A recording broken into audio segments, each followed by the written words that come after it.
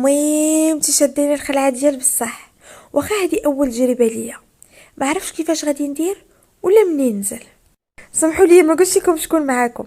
انا زينب وعمري 19 عام، كنقرا في لافاك وعندي اليوم شوتينغ، واول مره غادي نزعم على شي حاجه بحال هكا.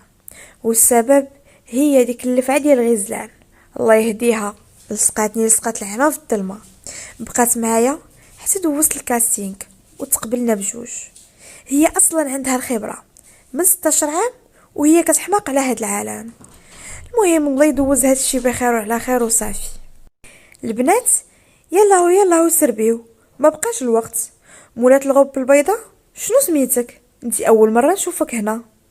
ايوا درت عندها وكنت حشمانه وقلت لها انا سميتي زينب. قالت لي تبارك الله عليك فنه، خليك هكا ما تزيدي والو. غزلان وجدي راسك، انت الاولى غادي تدوزي، موراك اسراء وابتهال وخديجه واحسان، وزينب هي الاخيره. ايوا تلفتات كتشوف شنو مازال خاص البنات، وكل وحده كانت مقابله المرايا ديالها، مالي الماكياج مساكن تلفو وما عرفوا خاطر من يشدوا. الرويله ناضت في هذيك الساعه، حتى صونا تليفون المناجر ديال ستيليست وسمعتو كيقول الو فينك يا صاحبي، تعطلتي علينا. اويلي على درتيك سيده، اش هاد المصيبه؟ كل شي واجد وكنسينوك غير نتا. لا خويا ما تقولهاش، كيفاش غادي تسنى الكوسطه؟ ايوا بقيتي تما وخاصه ان لوطوروت. لا خربقتيها. صافي يا صاحبي قطع، خليني نشوف شنو ندير. ايوا السيد جلس في الارض وشد في راسو وبدا كيقول هذه هي الاخرانيه مع مدام الود غيري، اليوم ما تجري عليا. ايوا فاش شفتو انا وغزلان بحال هكاك مشينا عنده. غزلان كانت قالت له شنو كاين، قال لها شوفي المصور راه دار كسيده وراه ما يقدرش يجي دابا. قلت له مالك اخويا درتي لنا فيلم، على مالو هو المصور الوحيد، شوف لك شي مصور اخر.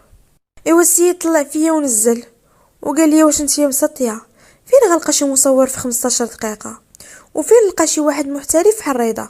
انا راني ولفت نخدم معاه وحتى هو مولف على الخدمه ديالنا، راه كل شي موجود والناس كيتسناو، حتى كاع الا لقيت شي واحد اكيد غادي يطلب ليا ضعف الثمن الا عرفنا واقفين عليه. تما غزلان قالت لي مسيو حافظ كنعرف واحد المصور خطير وظريف ويقدر يجي يخدم ليكم، راه واحد المره كان خدم لينا مع مسيو دانيال وتصاوروا واعرين. حافظ هذيك الساعه قال لها العار اختي غزلان، لا ما عتقيني به بالزربه الله يرضي عليك. ايوا غزلان هزت تليفونها وعيطات ليه، الو امين لاباس عليك الزين، فين غابر؟ حافظ تما تقلق وقال لها اويلي واش وقت الجموع وتسوليه. شيرات ليه بيديها وقالت له امين الفنون واش مسالي، عندنا واحد الشوتينغ والفوتوغراف دار كسيده وحنا بقينا حاصلين. بصح عافاك امين، غير شوف كي دير، واخا انا نتسناك. ايوا قطعت غزلان ودارت عند المناجر وقالت لي راه عنده خدمه قريب يساليها ويشوف واش يلقى اللي يكملها ليه، وراه باش ما كان غادي يتصل بيا دابا. وما تخافش راه خدام غير حدانا، والسيد عنده الطوموبيل دغيا يوصل عندنا. ايوا هما مازال كيهضروا حتى كان عاود اتصل بها امين وكان قال لها صافي انا شي 10 دقائق نكون عندكم. حافظ كيف سمع افرح ورجع فيه اللون ونزل باش يهضر مع السيليت، وهو هابط كان كيغوت على البنات وكيقول لهم وجدوا راسكم. غزلان الا وصل امين قولوا ليه يدخل ويسول على حافظ، ولا عيط عليك نزلي والبنات يوجدوا راسهم من موراك. الحاصل دا شويه الوقت وكان جا فعلا امين وبدات الموسيقى وطفاو الضوء وشعلوا البروجيكتورات. ايوا نزلت غزلان وتبعوها البنات كل وحده ونوبتها، وبقيت انا الاخيره وطلع حافظ يعاوني حيت كانت الكسوه طويله وثقيله وكانت منبته بلا قياس. خصكم في ديك اللحظه جدتها الخلعه، شديت في حافظ وقلت له ناري يا خويا خفت. قال لي مناش خفتي يا الهبيله؟ قلت له خفت نطيح ونولي ضحكه. لا يا زنوبه ديالي ما تخافيش، انتي كون ديري عقلك في هذا الشيء ويلي فين توصلي، وراك تمشي بعيد، عندك كل المؤهلات. شوفي من بعد نهضروا، دابا خدي نفس عميق وما تخافيش وغير حضيني غادي نوريك شنو ديري. ايوا داكشي اللي كان، نزلت ودخلت وكل شيء بقى ساهي فيا، ومدام الود غير عجبتها بزاف، واخا في الاول كانت خايفه. حافظ من بعيد كان غادي وكيتعوج وكيوريني شنو ندير وانا تابعاه، حتى كان دازت نوبتي وسالينا على خير. ايوا كنا طلعنا الفوق وبدلنا حويجاتنا ونزلنا لقينا مدام الودغيري كتضحك وعاجبها الحال، حقاش داكشي داز كله مزيان، وكان المصور كيوريها تصاور وجاو واعرين. هي البنات تلفني هاد العرض وما قلت لكم امين كيفاش داير. السيد كان طويل وبيض، حروفه حرشين، وكانت عنده واحد الغمازه تحت دقنو، وعينيه في شكل كانت باينه فيه رياضي. كان لابس ديك النهار تيشيرت بيض والجين، وانا ما نكذبش عليكم بقيت ساهيه فيه. حتى سمعت المدام كتقول غادي نمشيو اليوم نتغداو مجموعين، وحتى نتا مسيو امين غادي تمشي معانا. في الاول اعتذر وقال ليها بلاش، ولكن هي اكدت عليه. ايوا السيد ما بقالو الا يقبل بعراتها. الحاصل تقسمنا في الطوموبيلات، وانا وغزلان ركبنا مع امين، حقاش هي كانت كتعرفو. العجب ما عمرها ما هضرت لي عليه الحلوفه. المهم منين ركبت والسيد لاحظتو كيشوف فيا من المرايه، انا حشمت وحضرت راسي. ايوا منين وصلنا وجلسنا كنتغداو وهو كيحاول يجبدني بالهضره، وانا كنت غير ساكته. والبنات مع دائما كيخدموا مع بعضياتهم كانوا مطلوقين في الهضره والكلام. ايوا مدام الودغيري في هذيك الساعه قدامهم كاملين قالت لي تبارك الله عليك زينب، ما كنتش كنظن ان الديفيلي الاول ديالك يكون بحال هكا، ومن اليوم راكي غادي تولي معنا في الفريق. ايوا انا حشمت وتزنقت وقلت لها شكرا مدام على الثقه ديالك، وان شاء الله نكون في المستوى. قزات غزلان وقالت انا ديما كنقول لها غير زعمي، ولكن هي حشوميه. الحاصل تغدينا وسالينا، ووصلني امين وغزلان للدار وكانوا مشاو. دخلت فرحانه للدار ولقيت ماما كتتفرج. جلست حداها وبقيت كنعاود لها على الشوتينغ، واخا هي ما كانش باغا تخليني نمشي، اما واحد بابا ما سايقش الخبار كون عرف كون قتلني، حيت ما عندوش مع هاد الهضره. ايوا مشيت لبيتي ورجعت شويه حيت الغد لي كان عندي امتحان، ومن بعد كنت شديت التليفون. ايوا شويه كان جاني ميساج: سلام زينب، انا امين فوتوغراف، خديت الرقم ديالك من عند غزلان، لاباس عليك؟ ايوا هذيك الساعه اتصلت بغزلان. السيده في الاول ما كانش باغا تجاوب. ايوا كيف سمعت صوتها بديت كنعاير فيها وقلت لها واخا على موكا وجه بوبي، علاش تنسي رقمي الامين بلا ما تسوليني؟ غزلان بدات كتضحك وقالت لي هذه هي شكرا، واخا لالا غير سبيني. علاه صحاب لك ما شفتكش كيفاش كنتي كتشوفي فيه، وزيدون كون سولتك كنتي غادي تقولي لي لا وديري فيها حشوميه تاني. وصافي الحب رحت انت عجبتيه، ومنين حطيناك هو كيسول عليك. قلت له واخا ها هي فيك، عقلي عليها مزيان. قالت لي واخا كبيده انا نقيدها عندي باش نتفكرها. ايوا شنو قال لك؟ قلت له والو، ما قال لي حتى شي حاجه، كتب لي ميساج وما جاوبتوش. قلت لي اويلي قالك ما جاوبتيش؟ فين تلقاي فحال هذاك الزين والفورم والظرافه وجنتلمان؟ قلت لها منين اختي عاجبك بحال هكا، هضري معاه انتي نيت. قالت لي اويلي يا صاحبتي راه صاحب العمر ديالي وهو اللي عرفني عليه. خطيب غزلان كان هو المناجر ديال دانيال، واحد ستيليست معروف، وهو اللي كان كيقلب ليها على الديفيليات. صراحه في الاول ما كنتش عارفه واش بصح كتبغيه ولا دايره غير طريق النجوميه كيف ما خلاتها. المهم قطعت معاها ونزلت عشيت، جلست مع ماني الدار وخليت تليفوني كيتشارجا في البيت. ومنين جيت لقيت امين معايا شحال من مره ورسل لي رساله: سمحي لي الا كنت برصتك، صافي انا راني فهمت راسي، السلام عليكم. اويلي من هذا كتب لي هذا الميساج؟ ايوا ديك الساعه كنت كتبت له ميساج وقلت له اسمح لي كنت جالسه مع ماني الدار وتليفوني كان في البيت. غير صفتو ليه تقول كان على سبه وهو عيط عليا. على سلامتك منين جاوبتيني؟ سلام امين لاباس؟ منين سمعت صوتك انا اكثر من لاباس.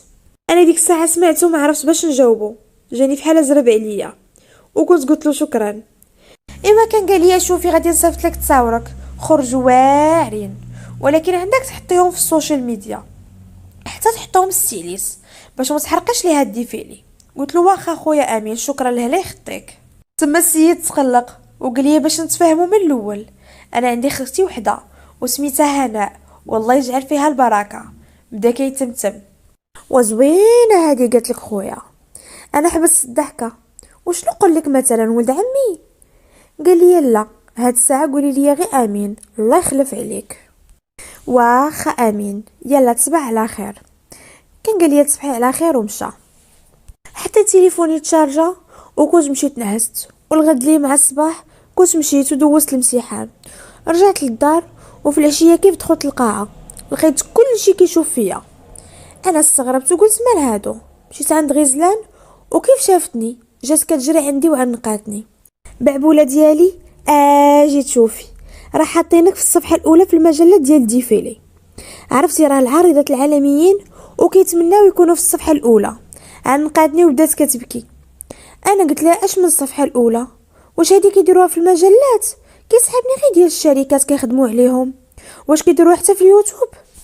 قالت لي طبعا راه يقدروا يدوزوك حتى في الاخبار الا عندك شي زهر، حقاش الكوليكشن ديال مدام الودغيري راها عالميه ودائما كيديروها في الاخبار وكيجيبوها في البرامج. ما عمرك ما شفتيها؟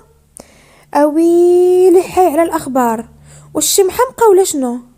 راكي عارفه كلشي يا صاحبتي، انا راه مشيت ديك النهار غير سالته وما قلتهاش لبابا. قالت لي شوفي ما تخافي والو، راه الهبيل على شافك في الاخبار والناس كاملين كيشكروا فيك راه بالعكس غادي يفرح ليك. وزيدون كنتي لابسه لبسه مسوره كسوه طويله ومغطيه. اش غادي نقول لكم، في ديك اللحظه حسيت الدنيا دارت بيا. ما عرفتش كيفاش دوزت ديك الحصه ورجعت للدار فيا السخانه بقوه الخلعه. كيف دخلت للدار مشيت عند ماما نيشان وريتها المجله وعاودت لها هذاك الشيء كامل اللي قالت لي غزلان. قبل كاع ما نسالي بدات السيده كتندب وبدات كتقول لي امي متي اليوم الحاجه صفتني لدارنا، خرجتي عليا بنت الحرام، بقيت تابعك يا البرهوشه. ماما والله ما كنت عارفه هذا الشيء غادي يوصل للتلفازه كاع، خاصنا نديرو شي حل. بابا مولف كيتفرج ديما في الاخبار، ناري مشيت فيها. المهم كان جاتني فكره في راسي طبقتها بلا ما نفكر. طلعت للسطح وهرست الريسيبتور وقلت بعدا نتهنى واحد اليومين يكون داز هذاك الصداع. ايوا طلعت البيت نراجع شويه وهو صنع لي التليفون لقيتو امين. سلام الفنون. سلام امين، لاباس عليك؟ الحمد لله، وانتي مال صوتك؟ نار يا امين، ما كانش في راسي هاد التصاور كيتحطوا في المجلات، كيسحب ليا كتحطوا غير في لاباج ديال ستيليست وكتاخذهم الشركه من بعد. امين بدا كيضحك وهو يقول لي ويلي على غزلان ما قالش لك مدام الودغيري راه الديفيلي ديالها كيدوز في بزاف ديال البرامج، راها معروفه عالميا. انا تما طاح عليا الضيم وقلت له زينب ما قالت لي والو، وعرفتي بابا الا عرفني غادي يقتلني. انا مازال كنهضر حتى كان صيفطات ليا غزلان ميساج، كنت قلت له بلاتي عافاك نشوف غزلان وكنت قطعت عليه، ونلقى غزلان مصيفطه ليا سكرين ديال الصفحه ديال ستيليست حتى التصاور وكان تفاعل والمشاركه كثيره. ايوا قلت والله الا هادشي اللي بقى ليا. دخلت نشوف وكان دايره لينا الطاق في التصاور، وفجاه كنت لقيت الحساب الانستغرام ديالي تفرقع بالناس. اويلي هادو منين جاو؟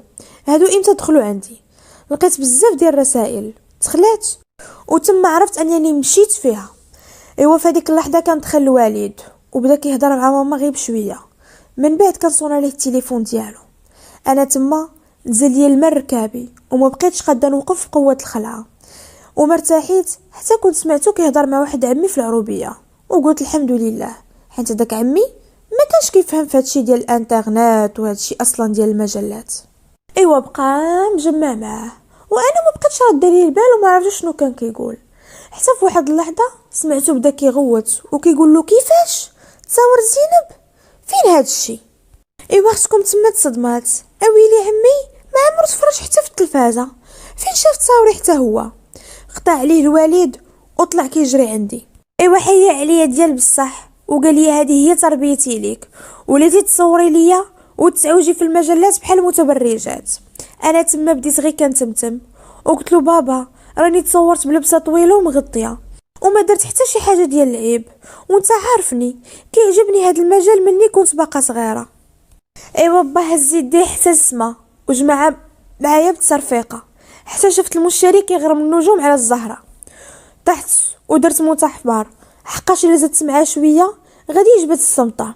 بدا كيضربني شويه برجليه وكيعيط عليا زينب نوضي ونوضي يا زينب.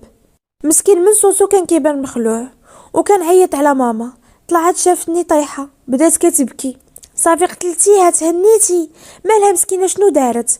كاع البنات كيعجبهم يكونوا عريضات. بابا قال لها عاويلي حتى انت زايده فيه، كيفاش كاع البنات كيبغيو يولوا عريضات؟ ايوا داك الشيء اللي بقى ليا، غير بنتي تصور ليا بالمايو، واللي الضحكه تصورها وصلوا حتى للدوار، وعوض المعطي خرجهم وفرقهم على الدوار كاملين. المهم هزوني وبقاو كيرشوا عليا الماء ويشموني في الريحه، وانا الفاق لقيتهم مخلوعين. ماما كتبكي، بقات فيا غير على ودها فقط دغيا. مهم شفت في بابا وحضرت عينيا وقلت له بابا اسمح ليا، ما كنتش عارفه هاد الشيء غادي يدوز في التلفازه. بابا شاف فيا وخرجوا عينيه. التلفازه؟ اويلي، ما قدو فيل زادو فيلا، يا سعدي وفرحي على الشوها كملات. ماما دارت عنده وقالت له صافي زدتي فيه، اش من شوها، ما البنت مالا شنو دارت كاع؟ بابا بدا كيقول لا حول ولا قوه الا بالله. خرج من البيت وهو كينقر، وهي تدور فيا ماما، دويه بنت الحرام، يسحب لك داس عليا ديك موته حمار اللي درتي. انا بديت كنضحك وقلت لها ويلي انتي خطيره يا ماما، انا سحاب ليا كتبكي عليا بصح. حبست الضحكه ومشات خلطت على بابا. انا كملت نعاسي بلا عشاء، اصلا الخلعه سدت ليا الشهيه.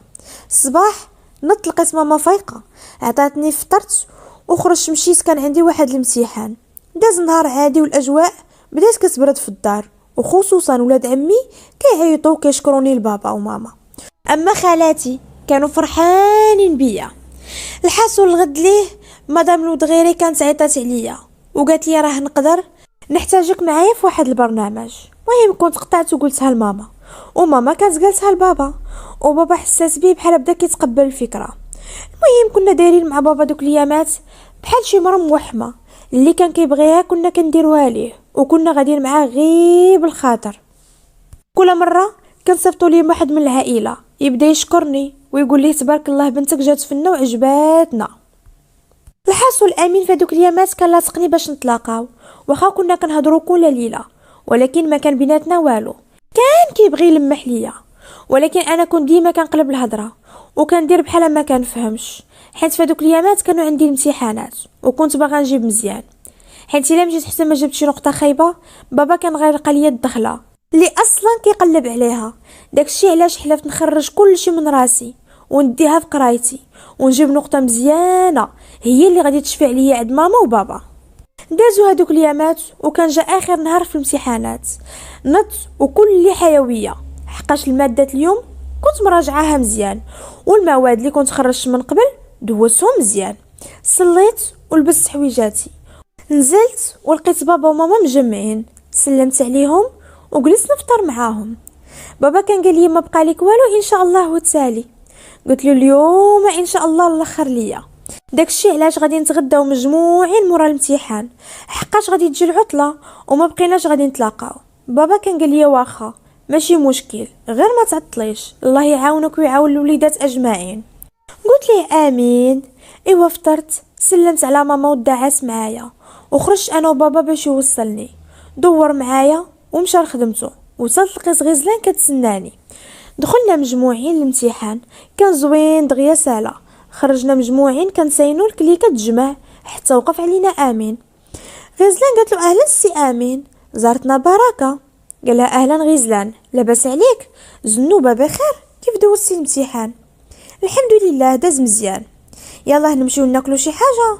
شكرا امين، ولكن اليوم دايرين مع ولاد القسم باش نتغداو مجموعين حقاش اخر يوم في الامتحانات. امين دار فيها مقلق وقال لي دابا كتجري عليا غا بالفن، شكرا. انا بديت كنضحك وقلت له اويلي يا امين، واش انت التقليقه كتجيك من العائله؟ راه تقدر تمشي معنا الا بغيتي. ضحك ودار عندي. هكاك نبغيك زنوبه، دابا هدرتي. ايوا قلبناها ضحك، وغزلان شاده تليفونه مجمعه مع خطيبها علي صاحب امين، ودارت معاه حتى هو يخلط علينا. دوزنا وقت زوين، تغدينا مجموعين وبقينا كنضحكوا وكنتعاودوا وشادين فيا الموديل ديالنا. امين كان جالس حدايا، واللي بغى يتصر عليا كيزرب عليه. الحاسو سالينا وكان قال لي امين نمشيو نديرو شي قهوه انا وياك وعلي وغزلان، وفعلا كنا مشينا وخدينا كلاص. ايوا كنت جلست انا وامين في واحد الطبله وغزلان وعلي في طبله حدانا، وانا كنت عارفه علاش هاد الشيء كامل، غير كنت دايره راسي ما فاهمه والو. كان قال لي امين زنوبه بغيت نقول لك شي كلام. قلت له مرحبا، ياك لاباس؟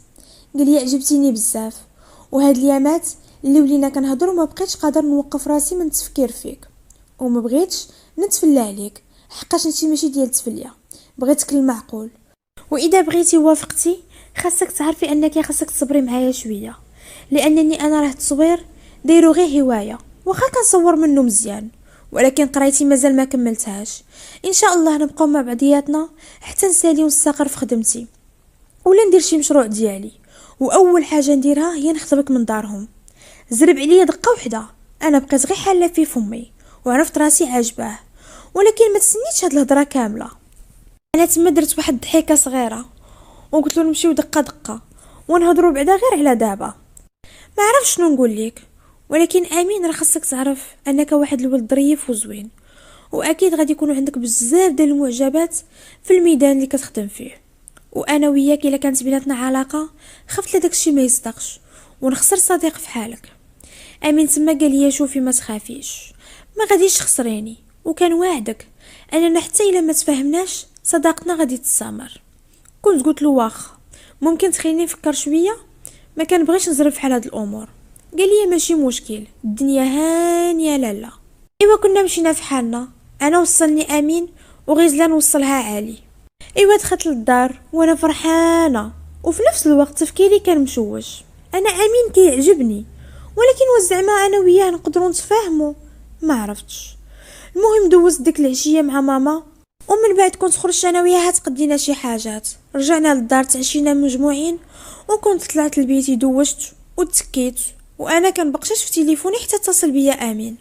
الو الزوينه ديالي، الو امين لاباس عليك خويا؟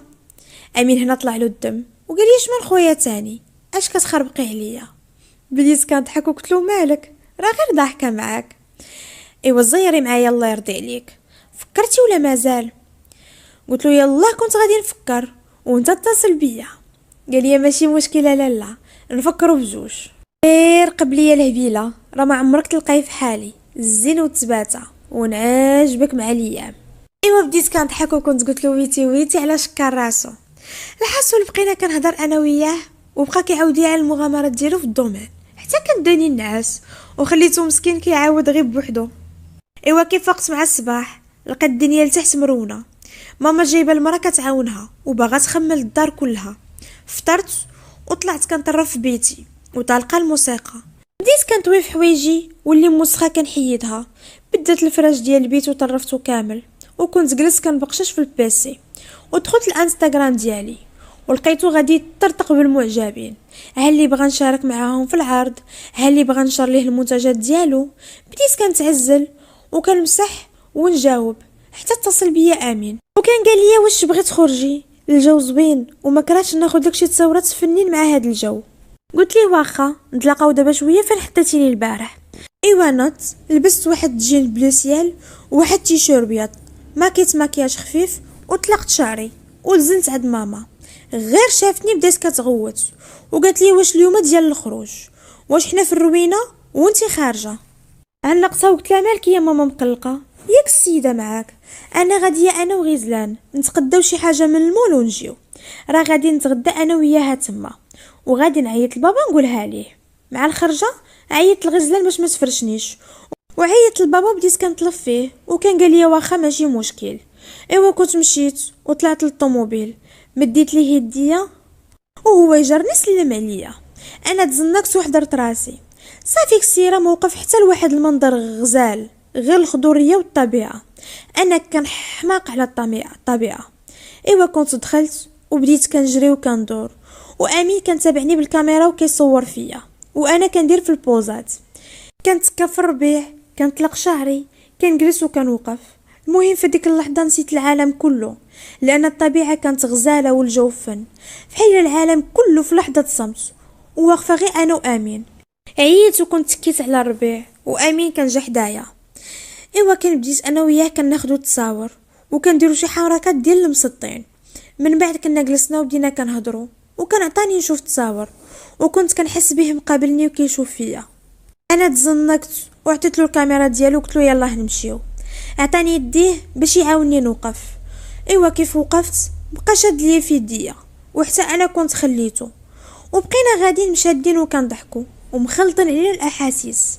في هذيك اللحظه سمعنا واحد الصوت من مورانا، صوت ديال راجل كبير وصوته خشين. هاي على روميو وجولييت، والله لباباكم وجيت ليكم، لا ما حتى نمحطكم عصا ونوريكم البغو على حقو كي داير. درنا لقينا مول الارض راجل كبير جاي كيتعكز على عكازو. مسكين بدينا كنجريو وهاربين حتى خرجنا من الارض وحنا كنضحكوا. ايوا كنا مشينا لواحد البلاصه عزيزه على امين، تغدينا فيها ووصلني للدار. قلت له بسلامه كنت باغا ننزل، وهو يقول لي اجي هنا. اش من بسلامه؟ ما قلتوش لي شنو قررتي؟ بديت كنضحك وقلت له زعما مازال كتسولني؟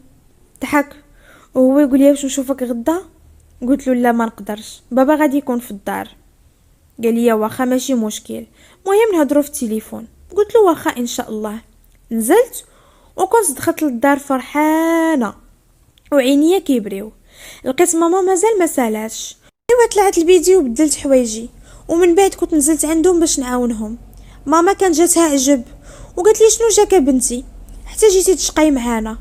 ايوا ماما كيف ما درت معاك ما عجبكش، اعطيني دوك الماء نرجعهم بلاصتهم. وبقيت كنعاونهم حتى سالينا. من بعد كان جا بابا، طلعت انا وماما دوشنا، ومن بعد كنت هبطت البيسي وبقيت جالسه معاهم وكنبقتش فيه. ومجمعه مع غزلان كانت كتوجد في داك الوقت الخطبه ديالها مع علي وكتوريني شنو شرات. حتى كنت لقيت واحد السيد مخلي لي بزاف ديال الميساج في الانستغرام وكان باغيني باش ندير معاهم واحد شوتينغ ديال جلالب والقمصان. ديك الساعه قلتها لغزلان وكانت قالت لي سولي شكون الستيليست. كان عطاني السميه وكانت عطاتها لعلي. علي كان عرفو وكان قال لها شوفي هذاك السيد راه مزيان. المهم كانت قالت لي هضري معاه وتفاهمي معاه على الكاشي وقولوا لي الا كانت خاصك شي وحده اخرى. وهذاك الشيء اللي درت. قلت لي انا نقدر نوافق ولكن تكون معايا حتى صاحبتي. ارسلت له التصاور ديالها وكان قال لي واخا. اتفقنا على كل شيء. وديك الساعه نطت عند بابا وماما كنطلب فيهم. تحنيت على بابا وبديت كنبوس وكنهنك. ايوا بابا كان قال لي شوفي تلقينا وقولي شنو بغيتي، الله يسمعنا اخبار الخير. المهم خاصك تعرفي ما عندي فلوس، هاد الشهر صيفط لختك كاع داكشي اللي كان عندي باش تخلص المدرسه. قلت له لا بابا ما بغيتش الفلوس. قال لي وشنو بغيتي بالسلامه؟ قلت لي هانتوما دابا انا دوزت الامتحان وان شاء الله كل شيء غادي يكون مزيان. دابا جاني واحد البريكول وبغيت نخدم فيه. بريكول ديالاش بالسلامه؟ شوتينغ بابا ديال الجلالب والقمصان وكل شيء طويل ومغطي ولباس محترم. بابا طلع ليه الدم وقال لي عاوتاني غادي تعوجي عليا وديري ليا الشوهه، ما حشمتيش مازال كتهضري في هذا الشيء؟ بابا راك عارف ان هذا المجال كيعجبني مني كنت صغيره وشفتيني اول مره ليا نجحت فيه حقاش انا كنبغي هاد الخدمه وكنبغيها من قلبي، ولكن غير كهوايه. قرايتي ما عمرني نسمح فيها وكان واعدك ما عمرني ندير شي حاجه اللي تحشمك. المهم بقيت كنطلب ونرغب ونقرا كاع ايات ديال التيسير. شاف فيا وقال لي شوفي حتى نشاور انا وماماك ونقول لك شنو كاين. قلت له واخا ماشي مشكل ولكن راه خاصني نجاوبو من هنا اليومين. شاف ماما وغمزاتو بعينيها وهو يقول لي واخا ولكن نمشي معاك انا ولا ماماك. قلت له واخا ماشي مشكل تمشي معايا ماما. تلاحيت عليهم وعنقتهم بستهم وطلعت باش نعس شويه ويكتب لي امين. زعما الا ما كتبش لك انا انت ما تفكرينيش؟ قلت له لا غير كنت جالسه مع ماما وبابا. يلا دخلت لبيتي. قال لي دابا اللي توحشك وبغى يشوفك شنو يدير؟ قلت له ما عنده كيدير لان هاد اليامات شويه مشغوله، عندي واحد الشوتينغ بعد يومين ومن موراها غادي تكون الخطبه ديال غزلان وعلي. قال لي العقوبه لعندنا. فهاديك اللحظه تزنقت وما بقيت عارفه ما نقول ليه وبديت كنتخيل راسي مزوجه به ويديا في يدي وراكبه في العماريه. كيف ضربتني الفيقه. قلت له فراسك عندي بعد غدا الشوتينغ. قال لي اولا قولي غير امين بعدا ولا ما عجباتكش هضرتي، وثاني لا شكون اللي قال لك غتمشي لهداك الشوتينغ ومع من شاورتي؟ كتفصلي وتخيطي غير راسك. قلت لي شوف انا اصلا عاد قريت الميساج ديالهم وهضرت معاهم وحتى غزلان غادا تكون معايا وغير بزز باش قنعت بابا وماما ودابا راني قلتها لك. قال لي وليت انا هو اخر من يعلم. قلت له لا كنت غادي نقولها لك. قال لي امتى؟ منين تسالي مثلا ولا شنو؟ شكون مالين هاد الشوتينغ؟ قلت له واحد السيد كيعيطوا عليه مسيو السعداوي. امين تما بدا كيضحك. قال لي هشام راه صاحبي هذاك واخا ماشي شي خدمه واعره عنده، ولكن ظريف ومعقول وخدمته نقيه. كون قلتي لي بغيتي ديري الشوتين كون غرقتك بيهم. قلت له لا انا ما كنتش باغا، غير دابا مساليه كملت الامتحانات ديالي وقلت ندوز فيهم الوقت. قال لي لا يحوجك، الا بغيتي غدوزي الوقت نتلاقى انا وياك وندوزوه بجوج. على كل حال انا غادي نتلاقاك تما. قلت له لا، راه قلت لك ماما غادي تكون معايا. قال لي وانا مالي، راني غادي نكون خدام ماشي جاي نتفرج فيك. الحاصل قمعني واحد القمعه عالميه، زيرت ديال بصح، وقلت له شوف بسلامه نخليك بغيت الناس. قال لي مالك تقلقتي، انا غير كنضحك معاك. ديري الكام نشوفك وسيري تنعسي الا بغيتي. انا درت فيها كول، وعلاش نتقلق زعما عادي جدا. وصفت له الكاميرا، كنت لابسه بيجاما غوز ودايره باندا بيضه وجامعه شعري عشوائي، وهو كان لابس تيشيرت بيض وشورت كحل بوغوس كما العاده، وبقيت ساهيه فيه حتى عاقبيه. وقال لي سبحان الله فين مشيتي؟ انا حشمت وتزنقت وقلت له والو، غير الكاميرا كانت عندي مبلوكيه. بقينا مجمعين شويه، عيد سلمت عليه ومشيت نعس وعقلي كامل كان معاه. الحاصل فقت الصباح وكنت دايره مع غزلان، مشيت عندها كنشوف شنو وجدات وشنو مازال، وهضرنا على الشوتينغ طبعا على علي وعلى امين. دوزت معاه نص نهار ضحك ونشاط، جمعت وخملت معاه هذاك التخربيق ديالها، ومن بعد جا بابا وداني للدار. دازت العشيه عاديه، نعست بكري باش نفيق بكري. ايوا الغد ليه فقت بكري ومشيت للحمام، ضربتها في فركه ودزت للصالون، قاديت ضفراني وشعري ومشيت للدار. لبست كسيوه حمراء بواحد الحزام منمر والصنداله كحله، طلقت شعري وقديته شويه بالبابيليز. ايوا مشينا وتلاقيت انا وغزلان، وفي الباب مع الدخله كانت الدنيا عامره، وانا كنت كنقلب على امين بعينيا حتى بان لي الزين المسرار، ويا ريتو ما بان. السيد لقيته مع واحد خيتي واخد راحته الضحك والتكركير، والسيده حاطه يديها على كتفو وواخده راحتها، وهو عاجبو الحال وما مسوقش نهائيا بحال حتى شي حاجه ما كاينه. انا دغيا بانت فيا وتبدل فيا اللون. ماما قالت لي مالك ياك لاباس؟ قلت لها لا والو الدنيا عامره وصافي. شافت فيا غزلان وانا نشير لها بعينيا، دارت وهي تبقى مصدومه حتى هي. مهم درت راسي ما شفت والو، حقاش اصلا ماما معايا وما كان عندي ما ندير، لا انا لا غزلان. ايوا كان جا عندنا المناجر، اهلا مادموزيل زينب، اهلا مادموزيل غزلان، اهلا مدام نورينا تبارك الله عليكم. ايوا سلمنا عليه ومشى معانا عند ستيليست، لقينا عنده بنات اخرين واقفين، سلم علينا وقفنا معاهم، وكانت معاهم هذيك خيتي. بدا كيشرح لنا الخدمه والموديلات ديالو، الصراحه كانوا كيحمقوا.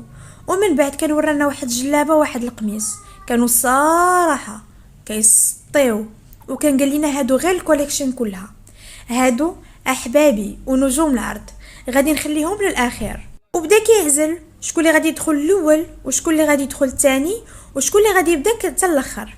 المهم بقى بحال هكاك حتى كنت بقيت غير انا وغزلان وهذيك خيتي، وهي كانت منفخه وما كتنفش وكتشوف فينا غير بنص عين. بقى كيشوف فينا شويه وكان عيط على غزلان، وكنت بقيت غير انا وياها وهو يعيط ليها. شاف فيا وقال لي نجوم العرض لنجمه العرض طبعا تبارك الله عليك. البنات بداو كيصفقوا عليا وهي كتخنزر وما عجبهاش الحال. في الحقيقه ما كانش كيهمني الترتيب، ولكن حسيت براسي رديت لها شويه ديال الصرف ومازال باش تتعلم تبقى تلوح يديها. دارت عندي غزلان وبقينا كنضحكوا وطلعنا باش نلبسوا حوايجنا. غادي نبداو بجلالب هما الاولين، عاد لبسوا القميص. ايوا بداو التحضيرات والماكياج، وديك خيتي فين ما ندور لقاها كانت مقابلاني هذاك النهار، حسيت بها بحال ما حاملانيش. المهم داكشي متبادل. لبسنا وتقدينا والماكياج كان جاني غزال، طلعنا كاملين قرطاسات. ايوا طلع الستيليس وبدا كيقول بسم الله ما شاء الله عليكم، جيتو كتحمقوا. اما انت يا لاله زنوبه وليت نخاف عليك تنزلي، غادي تكوني اكيد قنبله الموسم. وبدا كيضحك وهي كانت غادي تطرطق بالسم. المهم بدينا كننزلو جوج بجوج حتى وصلت نوبتي. كنت نزلت ولقيت السي امين مقابل معايا باش يصور كل وحده فاش كتنزل. الحاصل انا ما كنتش حامله، ولكن كان ضروري نفرنس على ولد تصاور، وهو غير شافني حلفي فمو كيضبع. كون ما نغزوش مول البروجيكتور كون دار شي فضيحه في هذاك النهار. انا كان جاب لي الضحكه. المهم حبستها بز مني. نزلت دخلت وكنت كنقلب على ماما بنص عين واخا الظلام، حتى كانت بنت ليا جالسه وفرحانه وكتشير ليا. شيرت ليها وبسها من بعيد بكل عفويه. هذيك اللقطه شدتها عدسات مجله مشهوره، ومن بعد كانت عطاتها لواحد المجله عالميه وكانوا بارطاجاوها، انها كانت لقطه كلها حب وردات فعلي كانت اعتباطيه. الحصول سالينا وبديت طالعه، جات ديك خيتي دارت راسها ما شافتنيش ودفعتني وكنت غادي نطيح من الدروج. جاب الله كان طالع من مورايا المناجر، بقات كتعوج وكتقول لي سمحي لي ما شفتكش، وانا كنت عارفه دارتها بالعاني. المهم مشيت وبدلت ولبست القميص، وكان غزال كيحمق فحال ديال الاميرات، مرصع كله بالاحجار ملونه، حمقني بزاف. وغير بديت تاني نازله ليا امين تبدلوا فيه اللوان، مسكين ما بقاش قادر يشد حتى الكاميرا. ايوا سالينا هذاك الشوتينغ وطلع عندنا هشام الستيليست وبدا كيشكر فينا وحده بوحده وكيعطينا الكاشي ديالنا، وجا عندي وقال لي مادموزيل هذه البطاقه ديالي ضروري اتصلي بيا من بعد بغيتك. هذيك قردة مماس غير سمعاتو وهي تولي حمراء وبانت فيها. بدلنا حوايجنا وبدينا نازلين. ايوا لقينا هذيك خيتي نزلات قبل منا وعاوتاني واقفه مع امين وهو كيطبطب عليها. ياك سيدي قريمح. امين شافني وجر يديه وانا خنزرت في واحد خنزيره. ايوا ضربت فيهم وزدت، وبانت لي ماما مسكينه فرحانه، درت عليها وعنقتها. هي بدات كتبكي وقالت لي تبارك الله على بنتي كبرات. انا كنت كنعطل فيها حتى نشوف هذيك خيتي فين مشات وهي تغمزني عيز غزلان. درت لقيتها خارجه من الباب، وقفات لها واحد الطوموبيله هزاتها ودازت. ايوا درت عند امين زدت مازال خنزرت فيه. ايوا ديك الساعه كان بالي ستيليست والماناجر، شيرت ليهم وكان قال لي هشام بيدي ما تنسيش تصلي بيا. ضحكت ليه وقلت لي اوكي، ورجعت خنزرت عاوتاني في امين. كنا خرجنا من تما ومجيت انا وغزلان وماما تغدينا في الزنقه. كنا خلصنا عليها من هذوك الفلوس اللي خدينا، وفاش كنا راجعين كان تليفوني غادي يتفرقع بقوه لي زابيل اللي عيط ليا امين. دخلنا للدار وجلست انا وماما كنهضروا، وكان عجب هذاك الشيء بزاف وخاصه واحد الجلابه. وكنت قلت لها صافي انا غادي نسول السيد شحال دايره، راه عطاني الرقم ديالو. ايوا كنت مشيت طلعت لبيتي، حليت البيسي لقيت الاف ديال الميساجات كيف ما العاده. بديت كنمسح ونجاوب على اللي قديت حتى بدا كيصوني ليا امين. ايوا انا قطعت عليه وهو صيفط ليا ميساج نزل لي انا حدا داركم. ما جاوبتوش، شويه كنعاود صيفط ليا ميساج اخر بلا ما تجهليني، راه والله حتى نجي ندق عليكم في الدار. انا عرفتو يديرها، تخلعت وانا نكتب ليه شنو بغيتي واش كتعرفني. شويه هو يقول لي اوكي انا جاي عندكم منين انتي ما بغيتيش تجي. جا فيني كملها حتى كنت سمعت دقان في الباب، قلبي كان غادي يسكت بالخلعه. ايوا نزلت كنجري حليت الباب ولقيته هو. ماما سولاتني شكون اللي كيدق زينب، قلت لها والو ماما غير مالي الاشهار. درت عنده قلت له واش تسطيتي بابا شويه ويجي سير في حالك. قال لي والله ما جيتي معايا دابا حتى نبقى هنا، انا اليوم ما عندي ما يدار. قلت له وتسير في حالك انا فين كنعرفك واش نحيد من هنا. قال لي قلت لك انا ما نحيدش والله ما زدتي قدامي لا مشيت من هنا. قلت له غير حيد من هنا انا جايه دابا. سديت الباب وطلعت ومصيبه هادي، وانا يالله ما فرحت الامور بدات كتقاد. ايوا طليت من الشرجم ولقيته باقي واقف، صيفط له ميساج وقلت له صافي الزمر غير سير انا جايه عندك. درت واحد جاكيطه ديال الجين فوق مني وكنت نزلت. قلت لماما انا غادا السيبر بغيت نخرج شي اوراق. مهم كنت خرجت ولقيته جالس في الطوموبيل كيتسنى، ركبت معاه وانا مخنزره وما حاملاش نشوف فيه. ياك يا زينب هادو فعايل ديريهم. درت عنده وقلت له انا نزلت شنو بغيتي دابا ما درتي ليا هاد الحاله. قال لي انت لي مالكي واش سطيتي واخده النمره من عند هشام وكتضحكي معاه بقى لك غير تعنقيه. قلت له جمع راسك يا الشريف، ياك ما كتحاب لك انا هي هذيك خيتي اللي كنتي واقف انت وياها قبيله.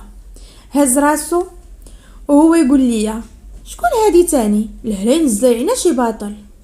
قلت له الباطل والباطل هو انت شخصيا، ياك ما كيسحب لك ما شفتكش كيفاش كنتي كتهضر معاها وكيفاش حاطه السيده عليها يديك وانت عاجبك الحال. امين بدا كيضحك وقال لي واش كدوي على ابتهال. قالي وسطيتي هذيك راه غير صديقه تعرفت عليها شحال هادي، ديما كتخدم معانا واصلا ماشي النوع ديالي، ونزيدك راها مزوجه وراجلها كنعرفو. انا تعصبت وقلت له انت اللي جا معاك الضحك. قال لي واش غرتي عليا ولا شنو؟ قلت له واش بيني وبينك حتى نغير عليك، واش تسطيتي؟ انا غير هزتني النفس عليك وصافي. وزادونا خويا انا ما سوقيش، دبر راسك ودير اللي بغيتي. ايوا بغيت ننزل وهو يشدني من يديا وهو يقول لي علاش قبيله خديتي النمره ديال هشام؟ ما عجبنيش قبيله الحال منين بقى كيغمز فيك وانتي عاجبك الحال وكتضحكي. قلت له انت مالك، يمكن نولي حتى انا وياه اصدقاء. عجبتني هاد اللعبه ديال الصداقه ونقدروا كاع نشاركوا في شي برنامج ديال الاصدقاء بلا حدود. دار عندي وبدا كيخنزر وهو يقول لي زينب خلي علاقتنا زوينه وبالاحترام اللي فيها، انا راني راجل ماشي عدومه. ايوا نزلت وهاد المره ما حبسنيش وما قال لي والو، وانا كنت غاديه وكنقول دابا يجي يتبعني. بالحق ما حاشاهاش ليا، ديما راه هو يكسيري بالجهد. مشيت للسيبر طبعت شي وراق باش ما ندخلش بيديا خاويين، ورجعت للدار وانا عقلي معاه وكنقول يمكن غلطت منين هضرت معاه بهذيك الطريقه. المهم طلعت لبيتي وعيطت لغزلان وعاودت ليها ودارت فيا وقالت لي حشومه عليك اتصلي به، ولكن انا ما اتصلتش وبقيت هكاك لمده 3 ايام. كل مره كنطل ما كنلقاه كتب ليا والو. خرجوا تصاور الشوتينغ وتبارطاجاو وداروا حاله وهو لا تكلم ولا هدر. توحشو بغيت نعيط ليه نعتذر، بالحق ما رضيتش. المهم تلاهيت مع غزلان حيت ما بقى ليها والو الخطبه.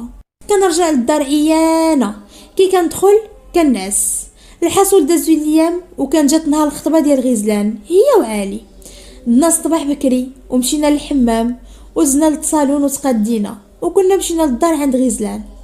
ايوا اليوم غادي نبقى معاها النهار كامل، كل شيء كان موجود، تريتير مقاد كل شيء والنقافه حتى هي. غزلان لبسات وتقادات وجات فنه تبارك الله. حتى انا كنت لبست حوايجي وكنت نزلت جلست حدا ماما وبابا. ايوا شويه كان جا عالي وعائلته وجايبين واحد الخطبه هماويه. ايوا وقفنا باش نستقبلوهم وبدينا كنسلموا عليهم حتى كان بان ليا زين السيفه معاهم. شفتو وانا نتصدم. رجعت للور وطلعت عند غزلان كنجري وقلبي كيضرب. غزلان كيف شافتني قالت لي مالك الصقعه لونك مخطوف تاني. قلت لها ناري يا غزلان واش كنتي عارفه علي عارض على امين؟ قالت لي وي فراسي يا صاحبتي. اويلي على انت ما فخباركش؟ قلت لها لا شكون اللي غادي يقولها ليا؟ قالت لي بلا ما تحتاجي يقولها لك شي واحد، راه من طبيعه الحال غادي يحضر، راه علي صاحب امين.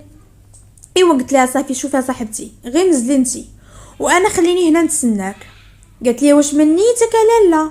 ايوا اختي ديريها وعديك ساعه نتفاهموا. واش انتي مسطيه بغيتي تخليني في هذا النهار بوحدي؟ ديك اللحظه كانت طلعت النقافه وطلعت مع علي باش ينزل هو وغزلان. ايوا شفت حتى عييت وكنت نزلت من موراهم حيت فعلا كنت حشومه نبقى الفوق ونخلي صاحبتي بحال هذا النهار.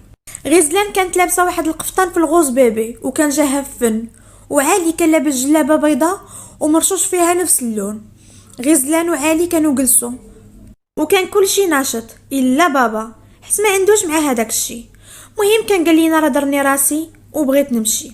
قالت له ماما الا بغيتي تمشي سير، ولكن حنا راه حشومه نمشيو من دابا. قال لها ماشي مشكله بغيتو تبقاو بقاو، المهم فاش ساليو صوني عليا باش نجي نهزكم من هنا. كانت قالت له واخ. ايوا فاش كان غادي كنت مشيت عنده وقلت له بابا فين غادي؟ قال لي انا غنمشي للدار، الوقت اللي تالي راه قلت لماماك تعيطوا عليا. قلت له واخ. مهم مشيت معاه حتى وصلته للباب وكان قال لي صافي غير دخلي. الرجعه اللي غادي نرجع لقيت امين واقف من مورايا وما نقولش لكم كيف جا في الكوستيم، جا كيحمق. بقيت ساهيه فيه عاوتاني، كان نزل ونطلع وكان خضر عويناتي وهو يقول لي ساليتي او لا مازال. قلت له مناش؟ قال لي من التقلق ديالك. قلت له انا ما مقلقاش، علاش غادي نتقلق؟ قال لي زينب عافاك انا فرحان اليوم، خلي الليله تدوز بخير. قلت له واخا الله يدوزها على خير. ايوا خليته ودخلت ولقيت عالي وغزلان كيشطحوا والناس دايرين بيهم. مشيت حتى انا دخلت معاهم في الدائره وبديت كنشطح. المهم كان جا ولد عم غزلان حدايا، شويه كنحس بشي حد كيدفع فيه وكيدخل بيناتنا. درت وانا نلقاه امين جا دخل بيناتنا وحبس الضحكه، وهزيت راسي لقيت غزلان وعلي كيموتوا بالضحك. ايوا بقينا ناشطين. ديك الليله غزاله ما سخيش الصراحه. سالا العرس وماما كانت صونات على بابا، وكل مره كتدور عندي وكتقولي من هذاك الولد غير لاصق فيك، اش كيجي العالي. جاب الله يا المسخوطه باك مشى، اما كنتي غتشوفي شي طاب وشي ما طاب. ايوا ماما بقات كتصوني شحال على بابا، ولكن بابا ما جاوبهاش، حيت بابا الا مشى حتى نعس ديري العرس حداه وما يفيقش. ايوا بابا غسلان شافنا بحال هكاك وكان جا عند ماما وقال لها بلاتي نخرج طوموبيل من الكراج ونوصلكم. سمعوا عالي وقال له بلا ما تسمح انا عمي انا غادي نوصلهم. علي كان راكب معاه امين، وامين بقى حاضيني عاوتاني في الزاجه، وماما مع خطيره بقات غير حاضياه وحاضياني. كيف وصلنا للدار ويلاه بغات تبدا، وانا نقول لها ماما والله حتى عييت خليني نطلع الناس وحتى الغدا ان شاء الله ونهضروا في الموضوع. ايوا طليت على تليفوني لقيت امين كيتصل. جاوبته وقلت له الو مالك؟ قال لي والو غير توحشتك. سبحان الله لهاد الدرجه؟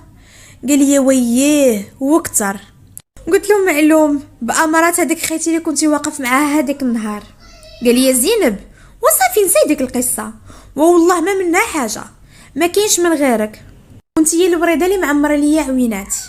المهم هضرنا شويه ومن بعد كنت قلت له راه عيانه وبغيت نعس وكنت خطات عليه. وفي الصباح كنت فقت على الصونيت ديال التليفون لقيت غزلان كتعيط ليا. زينب صباح الخير، مالك مازال نعسه؟ صباح النور، مالك يا اختي عليا هاد الصباح؟ ابيلي يا صاحبتي راه اليوم غيتعلقوا النتائج، يلا لبسوا حوايجك ونتلاقاو في لافاك. نضت كنجري دغيا وجدت راسي لبست واحد الشورت ديال الجين وتيشيرت بيض كنت مدخلاه في الشورت نيت، وهزيت ساكي وخرجت كنت جاره. وصلت لقيت الدنيا عامره، اتصلت بغزلان ودرت معاها فين تلاقاو. ايوا كيف شفتها بديت كنضحك عليها وقلت لها والله ما اختي ما عندي ما نسالك، داكشي البارح كله مازال فقتي بكري. قالت لي اويلي قالك فقت بكري، وراه هو اللي فيقني مع 8 مني كان غادي للخدمه اتصل بيا غير ما قال له راسو بان له الصباح غير اليوم قال لك مسكين بغى يقول لي صباح الخير. انا بديت كنضحك وقلت له بالي مسكين كان كيحلم بيك. المهم كنا كنهضروا حتى كبروا لي النتائج تعلقوا وناضت القيامه تما طايح اكثر من نايض. انا وغزلان رجعنا اللور وبقينا كنسناو الدنيا تخوى شويه. ايوا شويه حسيت بشي نفس من مورايا، درت وانا لقاه امين جا في وقت النيشان. قال لنا امندرا اشنو درتو؟ بين ليا يا السقعات سقطتو. شفت فيه وخنزرت وقلت له فمك يلحسو بوبي. اويلي قالك سقطنا الله ينجينا، احنا باقي كاع ما عرفنا شنو درنا. ها انت كتشوف بعينيك الدنيا حامره. ايوا كنخدا البطاقات ديالنا وهجم على هذاك الطابلو. ما هو كان طويل وصحيح بدا كيكحس في الناس حتى دخل قدامه وصور لنا النتائج بالتليفون باش نتاكدوا.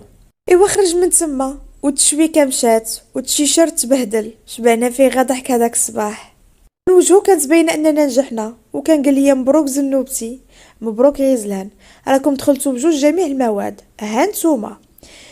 واش بصح امين ارى نشوف. مهم تلاحيت انا وغزلان على هذاك التليفون وبقينا كنشوفوا حتى كانوا باينين النتائج ديالنا، تعانقنا وبقينا كنغوتوا. هزيت التليفون واتصلت بهم في الدار. جاوبتني ماما غير قلتها ليها وهي تبدا تصغرت مسكينه. امين كيضحك وقال لنا عندي لكم واحد المفاجاه واعره. درنا دقه وحده وقلنا لي شنو هي. لقينا واحد السيليس كبير جاي غدا غادي يدير واحد العرض ديالو هنا، وهذا الاسبوع الكاستينغ وغادي يكونوا المشاهير والفنانين الكبار. المهم ديفيلي في اي بي. قلت له واش انت اللي غادي تصور؟ قال لي لا هذا راه كيكون مع الفريق التقني ديالو في ما مشى كيمشي معاه، ولكن غادي نكون حاضر حقاش دانيال صاحبو كيعرفو مزيان وطبعا حتى علي غادي يكون تما. وانا قلت جربوا حدكم علاش لا، والكاشي ديالهم طالع بزاف والصور كيتعرضوا في المجلات الرائده في عالم الموضه، يعني الشهره من بابها الواسع. انا وغزلان تحمسنا بزاف للموضوع وقررنا نشاركوا في هذاك الشيء. المهم بقينا كنوجدوا راسنا وكندربوا حتى النهار ديال الكاستينغ. وصلنا لقينا الدنيا مضروبه بالبنات والولاد وشي كينسي فشي. شديت انا وغزلان واحد القنيات وبقينا شادين النميمه والتبرقيق حتى بات لينا هذيك خيتي ديال الشوتينغ. ايوا غير شافتنا كحلات بالعمى والظلمه وخنزرات من الاعماق ديالها تقول واكلين ليها حقها في الورد. وكانت معها واحد لاله مولاتي المسمومه اخرى، بداو كيهضروا بيناتهم وكيشوفوا فينا وحنا كنا عرفناهم كيهضروا علينا. الحاصل كانوا السربايه كيدوروا كيفرقوا الماء والعصير. جاني الجوع وغزلان وصلت نوبتها، دخلات وانا بقيت بوحدي كندور في عينيا وساكته. خرجت غزلان ودخلت انا وبقيت كنتعوج الشمه وكنتفكر الحركات اللي كنت كنعرف. وخرجت وكانوا قابليننا بزوج ما بين 16 بنت وولد اللي غادي يشاركوا في الديفيلي. فرحنا بزاف. مهم كانوا اتفقوا معانا باش غادي يكونوا التدريبات لمده 5 ايام، غادي نكونوا في ضمن واحد المجموعه. انا اول حاجه فكرت فيها هي الوالد، حيت كنت عارفه صعيب وصعيب بزاف باش يوافق، وبديت كنفكر كيفاش ندير باش نخليه يقبل بهذا الشيء. المهم كيف دخلت للدار جلست معاهم وعاودت ليهم كل شيء ودرنا في طاوله حوار مغلقه وبدينا عاود في المفاوضات والنقاشات والمعارضه. وفي الاخير طبعا بعد تدخل السلطه ديال ماما حبيبتي قبل بالحق بمجموعه من الشروط. انا قبلت بهم قبل كاع ما نسمعهم. كان قال لي غتبقاي تهضري معانا مكالمه فيديو وممنوع نهائيا طفي التليفون وبزاف ديال الشروط اخرين. وطلعت قلتها لامين وغزلان اللي كانوا كيساونيوني نجاوبهم. جمعنا شويه ونط بديت كنجمع في حوايجي وتخشيت في بلاصتي وجمعت انا وامين حتى نعست وخليته مسكين كيهضر كيف العاده. ايوا كيف صباح الصباح فقت ودوشت، نزلت فطرت مع ماما وبابا ورجعت وبديت كنجمع في بيتي ونوزت في حوايجي اللي غادي ندي معايا حتى صونات عليا غزلان. صباح الخير زنوبه. صباح الخير غزلان، كيف صبحتي؟ الحمد لله، وانتي لاباس عليك؟ لاباس الصاحبه. قالت لي انا دابا مع علي وبغينا نمشيو نفطروا مجموعين في واحد ستاسيون خارج شويه وقلنا تمشي معانا. قلت لها لا غزلان غير بالصحه والراحه. انا يلاه دخلت لبيتي باش نفكو ونحيد الروينه اللي فيه ونجمع حويجاتي ونقد اموري. قلت لي صاحبتي غير خليه حتى نجي ونعاونك فيه. قلت لها لا والله غير بصحتكم مره اخرى. ايوا قطعت وبقيت واحله في هذاك البيت ما بين الطي وجميع الحوايج الموسخين. ايوا بقيت بحال هكاك حتى كملته وكنت عييت. دخلت ندوش وبديت كنسمع تليفوني كيصوني وشداتني الخلعه حيت ما كنتش باغا ماما تطلع وتجاوب هي. ساليت دغيا وخرجت لقيت امين معيط ليا اكثر من 12 مره. اويلي مال هذا الصباح اشنو بغى؟ مازال ما كملش حوايجي في الباس حتى كنعاود صونا ليا. جاوبتو قلت له امين ياك لاباس؟ قال لي الو زينب فينك؟ من قبيله وانا كنتصل بك. قلت له كنت كندوش اشنو كاين مال صوتك؟ قال لي زينب باش غادي نقول لك غزلان وعلي داروا كسيده، علي مضروب في راسو وغزلان في رجليها ولكن راه عاقلين بجوج. رحنا في الكلينيك السلام. انا تصدمت وبقيت كنبكي وقلت له عافاك دوز ليا غزلان. قال لي راه عندها الطبيب واش نجي نجيبك دابا؟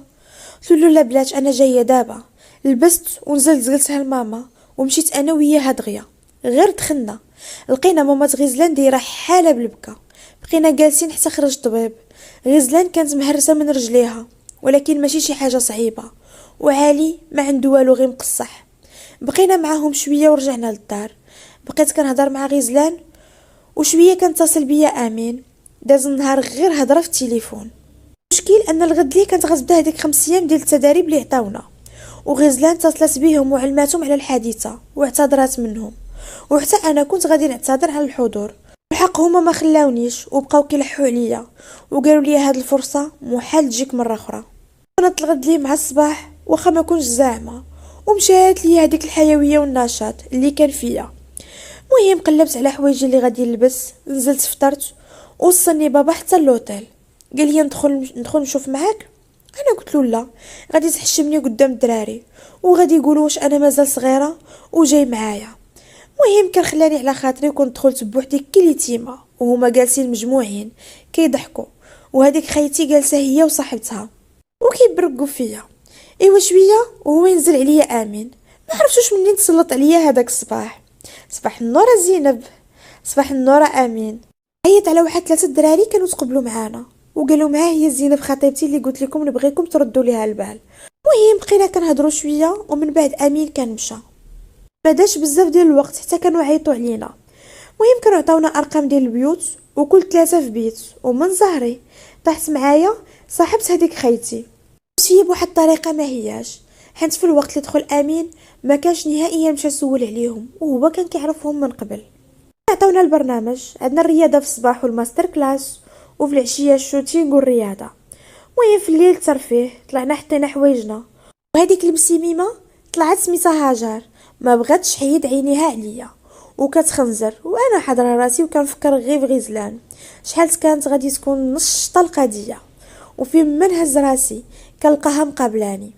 ايوا هبطنا، حضرنا للدرس ومشينا درنا الرياضه، وفي الليل داروا لنا سهره وانا ما حضرتش. بقيت مجمعه مع غزلان ومع امين في التليفون. من جهه اخرى كانت هاجر وصاحبتها ابتهال كيخطوا ليا لواحد المصيبه. فقت في الصباح، حليت الفريغو، جبت واحد العصير اللي كنت جايباه معايا، كان عزيز عليا بزاف. ايوا تكيت وهزيت تليفوني، وهاجر مقابلاني كما العاده.